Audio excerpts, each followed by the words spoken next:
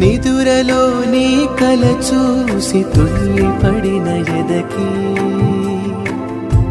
ఏ క్షణం ఎదురవుతావు జోల పాటవై ఆకలని అడగక ముందే నోటి ముద్దు నువ్వై ఏ కథలు వినిపిస్తావో జాబిలమ్మవై నింగి